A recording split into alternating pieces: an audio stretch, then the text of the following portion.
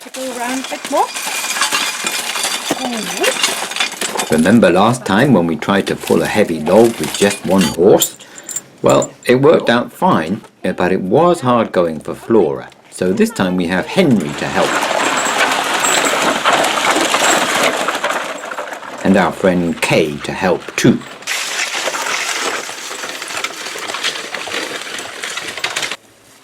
The trees have been felled for about 4 months now, and so they will have lost quite a lot of water, but they're still basically wet. I'm trying to mill them while they're still green because I imagine it will be harder for the saw when they're drier.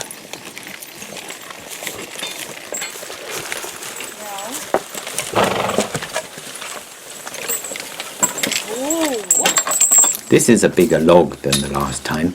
By my calculations, this one weighs 650 kilos, or a lot more than half a ton. The Slarch goes over the top of the log. Whoa, lads, whoa, whoa, whoa, whoa, whoa. You ran out of grass now, let it go.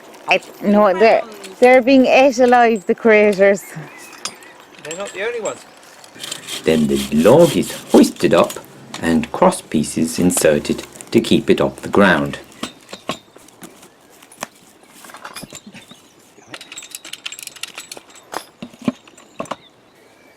Don't like these midges. They're hungry. Midges aren't normally a problem here, but if there's no breeze at all, then they are murderous. This was the last we saw of Tim and Sandra before they got ate alive by midges. We chose the wrong evening for this job. Ooh, quick, everybody. Quick. These little lads drive me mental. Here comes the team. Good horses. Okay, this may not work, of course. Something may go wrong, so mind yourselves. Wow, brilliant. This is a steeper slope than it looks on film. Flora and Henry did a great job. Up, up, up, up. Come on, come on. Up, up, up, up, up. Good guy. Up, up, up. Come on. Come on, pull, pull, pull, pull. In case you live in a magical place with no midges, midges are tiny little biting flies that especially like thin-skinned mammals like humans. So easy that something gets hooked up, and then when you don't see it, it affects the whole brain system, and then suddenly maybe you don't pull them the wrong way or something. There you go.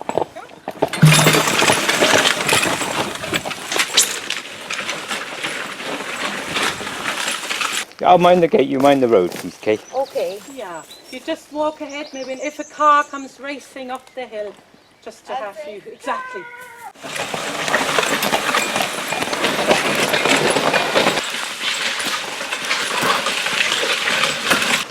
And eventually, we all made it back down to the barn, where apples were eaten. Though some of us seem to get more than their fair share of apples. I'm not mentioning Henry's name at all. Sandra, I was holding my hand out flat, she bites. Mine, Sandra, yeah. Can be vicious sometimes. There's your apple gone now. Look, all in one. She's taking it all, Henry. And you can have an apple. Yeah. It's fine, you have it. I had my vitamins today.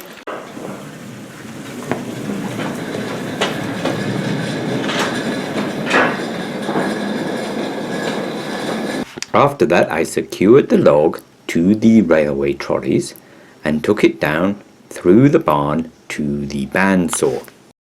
It's just so easy to push a tree on rails. I guess that's why railways are still a good idea.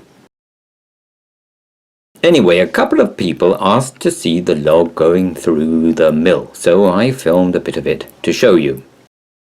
I'm not sure what this timber will be used for, so I'm cutting a mixture of thicknesses. 1 inch, 2 inch and 3 inch near the middle, and 4 inch one from the second half.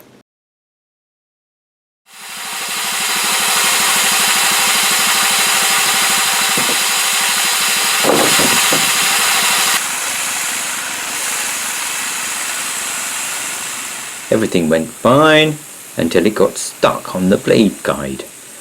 It was just too fat. I had to move the guide just a little bit, and then it was okay.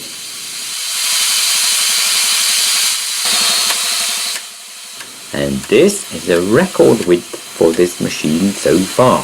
There is a bigger tree to do, and that, yeah, I hope that will work. We'll have to find out. All in all, what with the harnessing the horses and getting a tree onto the Slarch and then onto the trolleys, it is a bit of a palaver, but at the same time it is really satisfying to fell, haul, plank and stack your own timber, using mostly homemade equipment and of course the power and the willingness of our own wonderful horses. I feel very lucky to be able to do it.